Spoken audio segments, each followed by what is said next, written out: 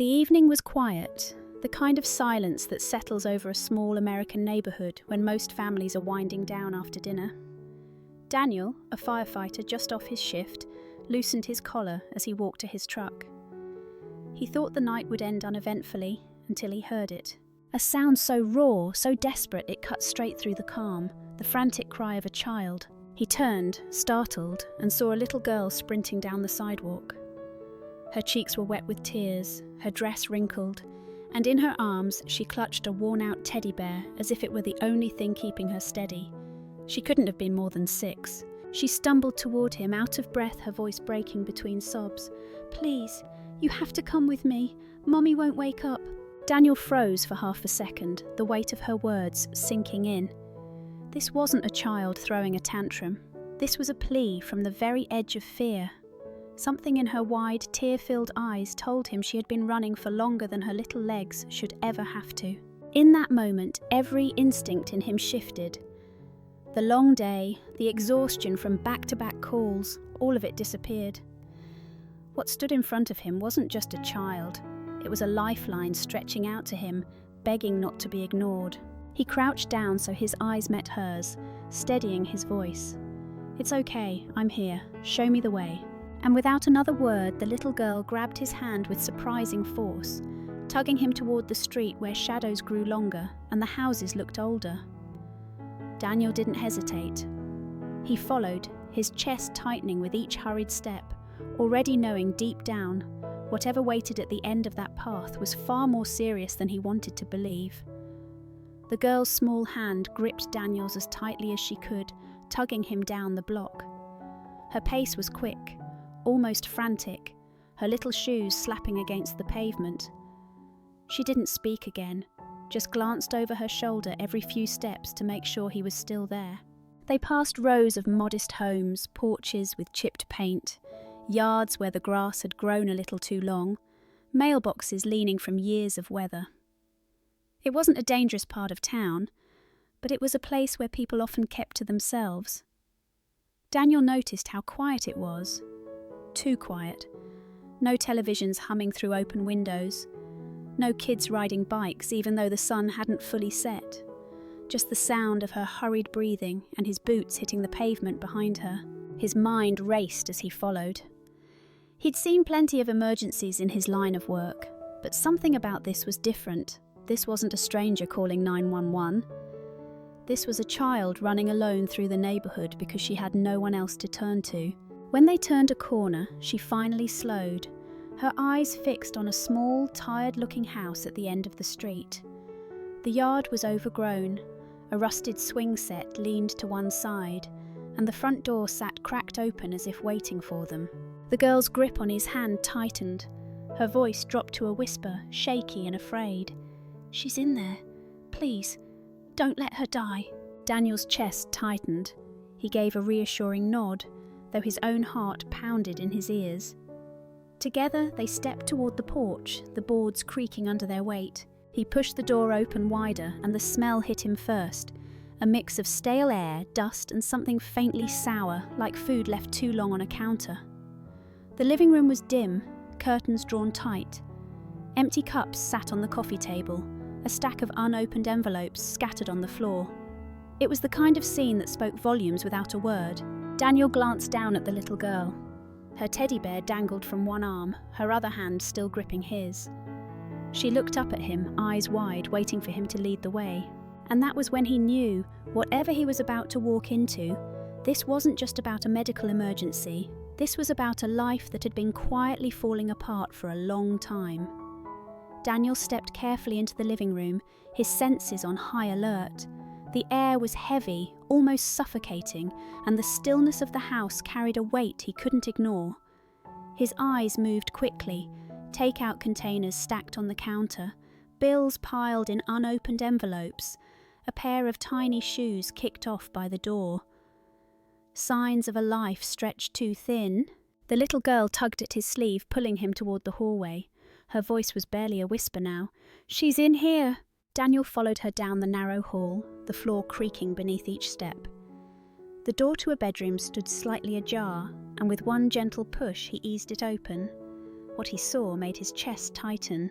A young woman lay sprawled across the bed, motionless, her skin pale against the dim light filtering through the curtains. She looked far too young to be this worn down, maybe mid-20s at most. A half-empty glass of water sat on the nightstand, next to a bottle of over-the-counter cough medicine. Daniel crossed the room in seconds, dropping to one knee at her side. He pressed 2 fingers to her neck. A faint pulse, shallow breaths. Relief washed over him, but it was laced with urgency. She wasn't gone, but she wasn't okay. The girl clutched her teddy bear tighter, her small voice breaking. She wouldn't wake up this morning. I tried. I shook her, but she just kept sleeping. Daniel looked at her, his heart twisting at the fear in her eyes. He spoke softly, steadying his tone as much for her as for himself.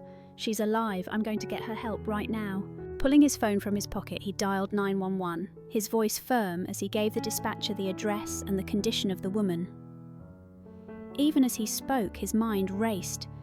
He had seen exhaustion, illness and tragedy before, but standing here in this small, dim room, with a little girl clutching a teddy bear and watching every move, made it hit differently. This wasn't just another call, this was a family on the edge. The dispatcher's voice confirmed help was on the way, but to Daniel, every second stretched too long. He kept one hand on the young woman's wrist, feeling the fragile beat beneath his fingers, and the other free in case he needed to act fast. The little girl, Lily, he would later learn her name, stood frozen in the doorway, her small frame trembling. She looked so tiny in that moment, as if the world had become too heavy for her to carry. Daniel met her eyes and gave a slow nod, steadying his voice. Your mum's still breathing. The ambulance is coming. She's going to get the help she needs. But even as he reassured her, a flood of memories tugged at him. His own childhood, the nights he'd sat by a hospital bed, praying his mother would recover from an illness that eventually took her. He pushed the thought aside, focusing on the girl in front of him. This wasn't about his past. This was about hers. A faint cough rattled from the woman's chest, shallow and weak. Daniel leaned closer, whispering words she likely couldn't hear. Hang on, just hang on a little longer. Moments later, the wail of sirens broke through the silence of the neighbourhood. Lily's head snapped up, eyes wide with both fear and hope. She clutched her teddy bear tighter and whispered, almost to herself, "They'll help her, right? They have to." Daniel rose to his feet and moved quickly to the front door, throwing it open just as flashing lights painted the street red and white. The paramedics rushed inside with their bags, voices calm and efficient as they knelt by the bed.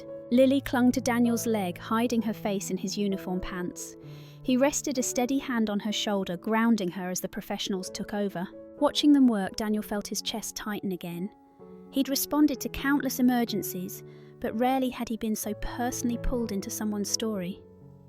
In this house, in this moment, he wasn't just a bystander or a firefighter off duty. He was the only anchor a frightened child had, and he silently promised himself he wasn't going to let go.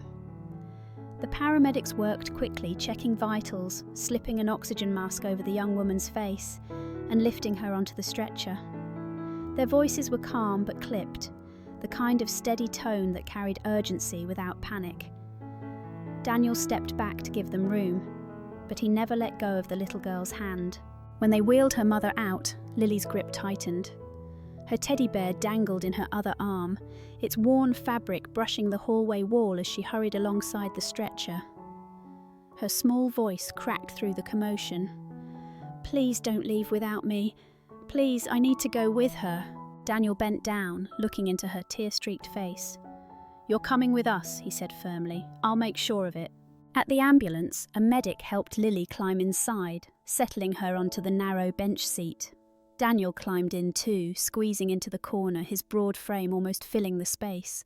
He wasn't required to be there, he wasn't on duty anymore, but walking away wasn't an option. The doors slammed shut, sirens wailed. The vehicle jolted forward, throwing red and white light across Lily's pale face. She clutched her teddy bear to her chest, staring at her mother's still form, strapped to the gurney. Daniel reached over, letting her small hand curl around his. "It's okay to be scared," he told her quietly. his voice steady over the hum of the engine. "But you're not alone right now. I'm right here with you." Lily's lower lip trembled. She leaned into him just enough that he felt the weight of her tiny shoulder against his arm. For the first time since she'd run to him on the street, she closed her eyes. Daniel looked at the mother, so young, so fragile, wondering how life had pushed her this far down without anyone noticing. And he thought of Lily holding on to him with all she had. The ride was only a few miles, but it felt like a lifetime. By the time they pulled up to the emergency entrance, Daniel knew one thing for certain. Whatever happened next, he couldn't just drop this little girl off at the hospital and walk away. The ambulance doors burst open and the stretcher rolled swiftly into the bright hospital hallway. Nurses moved in, their shoes squeaking against the tile, their voices low but urgent.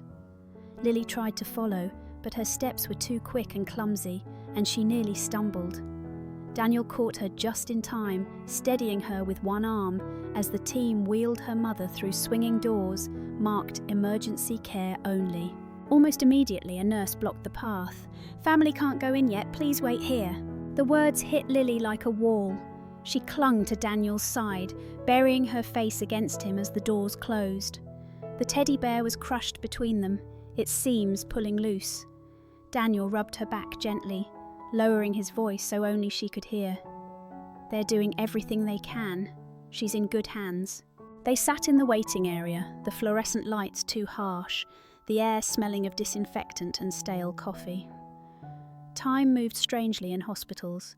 It stretched thin, every minute dragging. Daniel watched Lily swing her legs nervously against the chair, her wide eyes darting to every set of scrubs that passed by, as if each nurse might carry an answer. Finally, a doctor appeared, clipboard in hand, expression serious. Daniel stood, instinctively putting himself between the doctor and the little girl, as though shielding her from what might come. "She's stable," the doctor said, "but she's very weak, severe pneumonia, dehydration, malnutrition. We've started treatment, but she'll need to be admitted for several days, maybe longer." Lily's eyes welled again. She whispered, almost pleading, "She's going to be okay, right?" The doctor crouched to her level. His tone softened. "We're going to do everything possible for her, but she's been sick for a while, her body's exhausted." Daniel exhaled slowly, relief mixed with worry.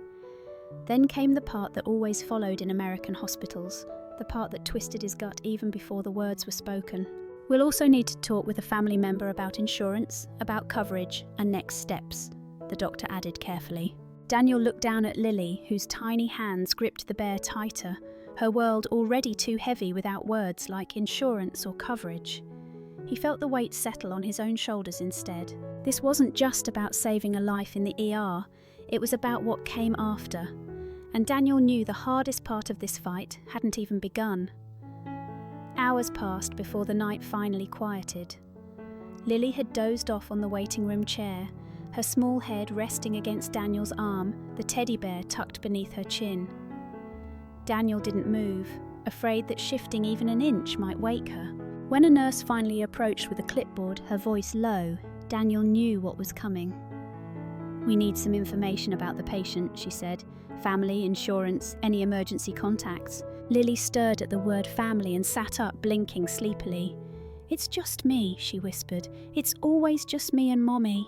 The nurse hesitated, glanced at Daniel, then left the forms on the desk. He picked them up, scanning the blanks. No spouse listed, no emergency contact. Under insurance, just an empty line.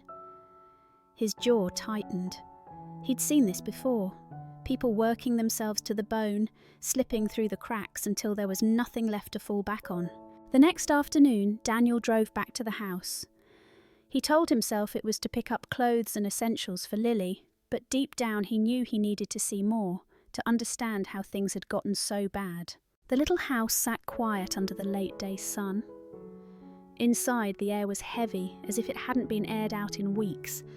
The kitchen counters held stacks of unopened mail, envelopes stamped "Final Notice." He pulled one open, the words jumping out at him, "Past due medical bill." Another letter, "Application denied for Medicaid assistance." On the fridge, a single piece of paper was held by a magnet shaped like a heart. It was a child's drawing, a stick figure Mum lying in bed, a smaller figure holding her hand, with shaky letters scrawled across the top. "Get well soon, Mummy." Daniel stood there for a long moment, the drawing blurring in his vision. He'd seen burned homes, car wrecks, lives ripped apart in an instant. But this felt heavier. This was a slow collapse, one that nobody had stepped in to stop. In that quiet house, surrounded by bills and silence, Daniel realised something with certainty.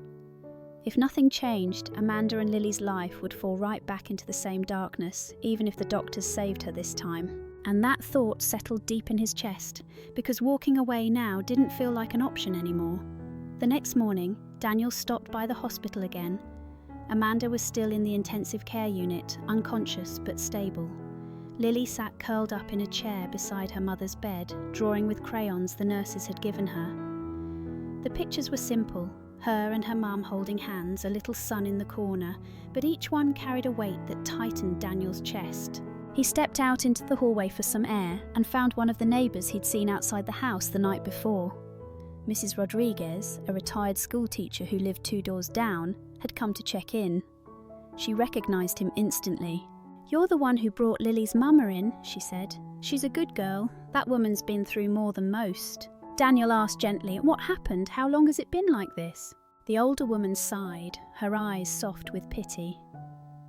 "Since Lily's daddy left. He walked out before the little one could even talk. Amanda's been on her own ever since. She worked nights cleaning offices, mornings at the grocery store, never asked for help. Too proud, maybe. Too afraid someone would take Lily away if they knew how bad it was." The words sank into Daniel like stones. He pictured Amanda pushing herself through endless shifts, skipping meals to make rent, coughing through nights alone while her daughter tried to play nurse with a microwave and crayons. "She never complained," Mrs. Rodriguez continued.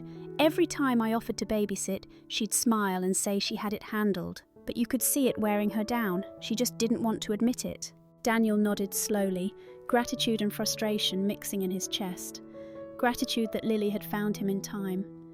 Frustration that someone so strong had been forced to carry everything until she broke. When he walked back into the room, Lily looked up at him with her big, searching eyes. "They said Mommy will wake up soon," she whispered. Daniel crouched down beside her, resting a steady hand on her shoulder. "She will," he said softly, "but we're going to make sure things are different this time. She's not going to fight this battle alone anymore." The little girl tilted her head, not fully understanding, but for the first time Daniel felt the weight of his own promise, and he knew keeping it would change everything. That evening, the hospital lights dimmed as visiting hours wound down. Lily sat cross-legged on the chair beside her mother's bed, the teddy bear tucked under her chin. Daniel had stayed, keeping her company, quietly sipping bad coffee from a paper cup while she coloured on scraps of paper the nurses had given her. Out of nowhere, Lily's crayon paused mid-line. She looked up at him, her little face serious in a way no child's face should be. "Do you know how to cook soup?" she asked softly. Daniel set down his cup, surprised by the question. "Sure," he said. "Why do you ask?" Her lip trembled before she answered. "I tried to make some for Mummy in the microwave. I couldn't reach the stove. I thought if I gave her warm soup, she'd get better." The words hit him like a punch. He blinked, his throat tightening as she went on, her voice almost breaking. "I spilled it all over the floor. I tried again the next day, but she never ate any. She just kept sleeping." Daniel leaned forward, his hands folding around hers, the crayon dropping between them. He searched her eyes, those wide, innocent eyes that carried far too much weight. "You did everything you could," he said gently, his voice low and steady. "You were so brave to try, Lily, but taking care of her, that was never supposed to be your job." Her small fingers squeezed his as tears slid down her cheeks. "I was scared she'd die if I didn't help." Daniel felt his chest ache with a mix of sorrow and admiration. This child had been carrying a burden no 6-year-old should ever have to carry.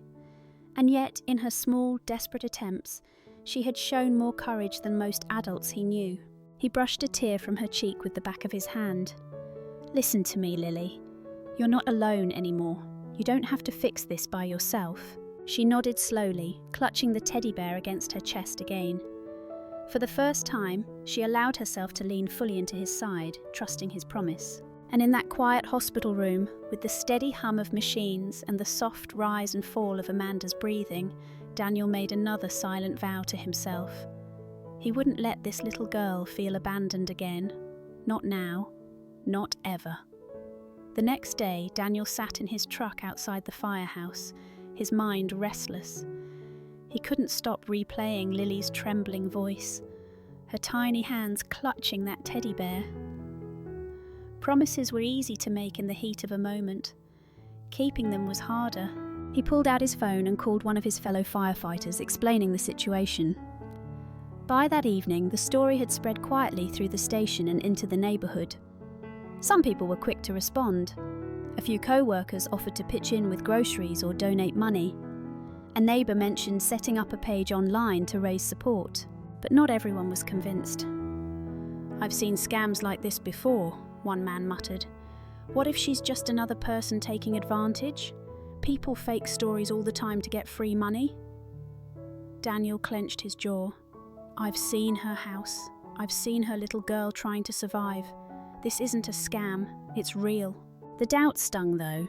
He knew they weren't being cruel, just cautious in a world where people sometimes pretended to be victims. Still, he couldn't shake the anger at how quick suspicion rose even in the face of a child's tears. Later that night, he returned to the hospital. Lily was sitting in the waiting area with her drawings spread across a plastic chair, carefully colouring a picture of her mother smiling in a field of flowers. When she saw him, her whole face lit up in a way that cut straight through his exhaustion.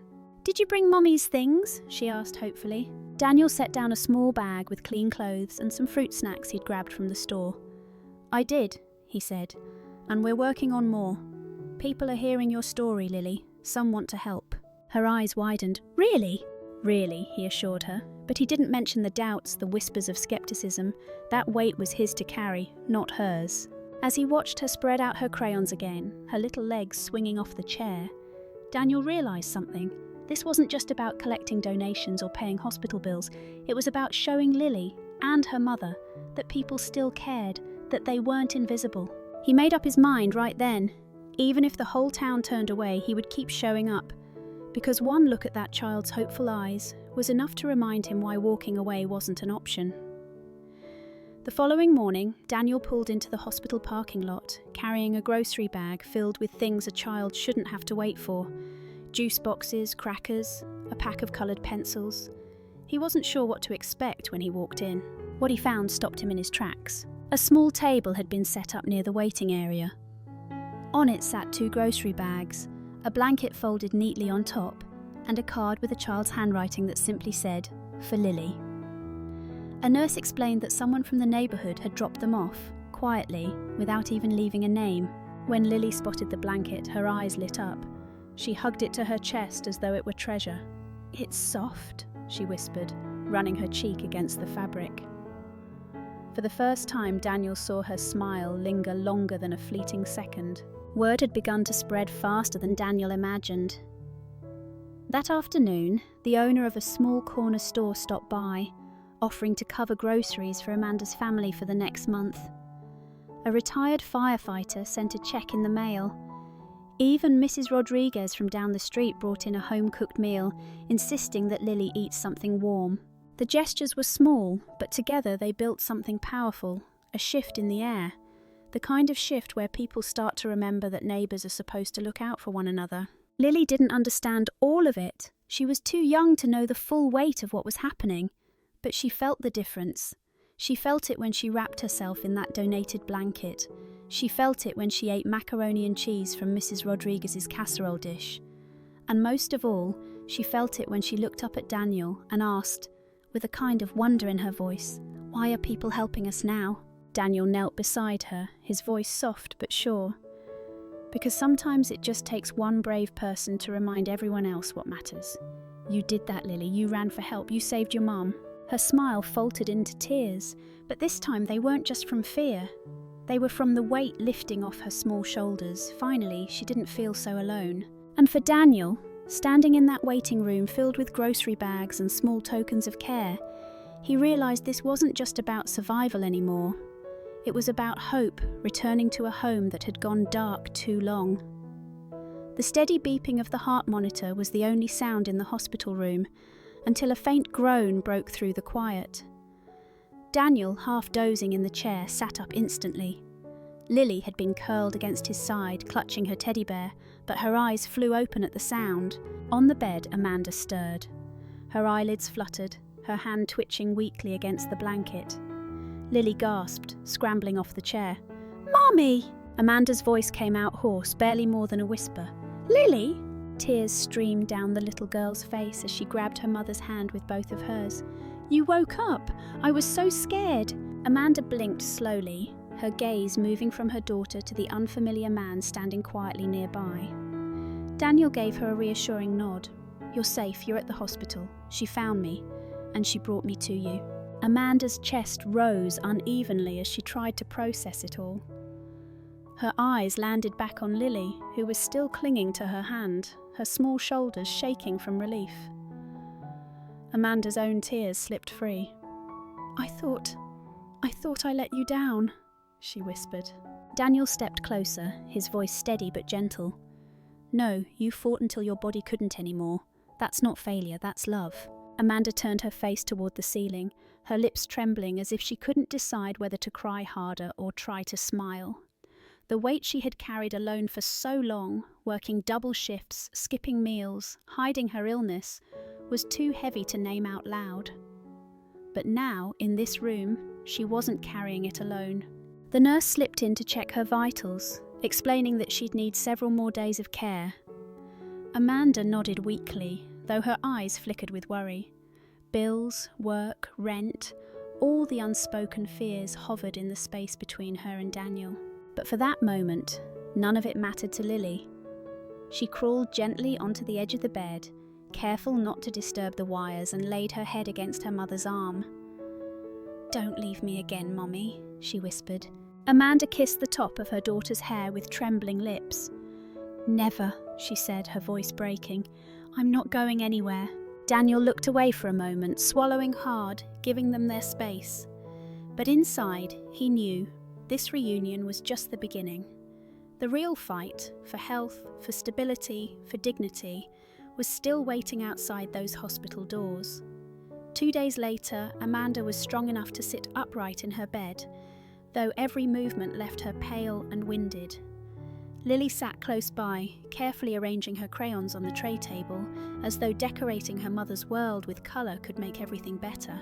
The doctor came in mid-morning, flipping through Amanda's chart before pulling up a chair. His expression was kind but serious. Daniel, who had been leaning against the wall, straightened immediately. "You're recovering," the doctor said gently, "but your body has been under enormous stress. Pneumonia doesn't heal overnight, and if you keep pushing yourself the way you have, we'll see you back here, maybe in worse condition." Amanda's fingers twisted at the edge of the blanket. "I can't just stop working," she murmured. "Rent's due next week. I already owe so much. If I don't go back, we'll lose everything." The doctor sighed. "I understand, but if you return to double shifts now, you may not make it through the winter. You need rest, nutrition, and time." Lily looked between them, her eyes wide with confusion. She didn't understand the language of rent and bills, but she understood the fear in her mother's voice. She climbed onto the bed and held Amanda's arm tightly. Amanda tried to smile down at her daughter, but the smile trembled. "I'll figure it out," she whispered, almost more to herself than to anyone else. "I always do." Daniel finally stepped forward. His voice was steady, but there was an edge of frustration beneath it. "You can't keep doing this alone. You nearly lost your life trying to carry everything yourself. That little girl almost lost her mom." Amanda's eyes filled, though she quickly blinked the tears away. "What choice do I have?" For a long moment, no one spoke. The monitors beeped softly. Lily's crayons rolled off the tray and onto the floor, and the weight of reality hung thick in the room. Amanda had survived the immediate danger, but survival outside this hospital, paying bills, keeping food on the table, finding balance, was a battle waiting just beyond the door. Daniel looked at her, then at Lily's small hands clutching her mother's sleeve, and in his chest the resolve hardened even more. If Amanda couldn't find a way forward on her own, then maybe, just maybe, he could help her find one. A week later, Amanda was discharged. She moved slowly, her body still weak, but she was alive, and that alone felt like a miracle to Lily. Daniel drove them home in his pickup, Lily sitting between them with her teddy bear clutched tight, as if guarding her family from falling apart again. When they turned onto their street, Amanda frowned. The front yard, once tangled with weeds, had been trimmed. The porch light, long broken, glowed warmly, and when she pushed open the door, she froze. The house didn't look the same. The dishes that had been piled in the sink were gone. The bills scattered across the floor were sorted neatly into folders. Fresh groceries filled the kitchen counters, and a vase of flowers sat in the centre of the table. Amanda's hand flew to her mouth. I don't understand. Mrs. Rodriguez stepped out from the kitchen, wiping her hands on a dish towel, followed by 2 firefighters from Daniel's station. One of them gave a sheepish grin. "We thought you could use a head start." Amanda's eyes brimmed with tears. She leaned against the doorway for support, overwhelmed. "Why would you all do this?" Daniel spoke softly from behind her. "Because no one should have to fight alone. You've carried too much for too long. It's time someone carried you for a while." Lily let out a squeal of delight when she spotted the refrigerator full of food. She rushed over, opening the door wide. "Mommy, look, there's yogurt and apples!" Her excitement filled the room like sunlight. Amanda sank into a chair at the table, covering her face with her hands. The tears came hot and fast, not just from gratitude, but from the release of years of exhaustion. For the first time in as long as she could remember, she wasn't holding everything together by herself. Daniel crouched beside her, his voice steady. "You don't have to pay this back. What people gave, they gave because they care, because they believe you and Lily deserve better." Amanda shook her head, still crying. "I've never owed anyone. I don't know how to accept this." "You don't owe anyone," Daniel said gently. "Just accept it. Let people love you the way you've loved your daughter." Across the room, Lily wrapped herself in the donated blanket from the hospital, her smile brighter than ever. And in that small, tired house, hope, something Amanda thought she had lost, began to flicker back to life. The weeks that followed were slow but steady.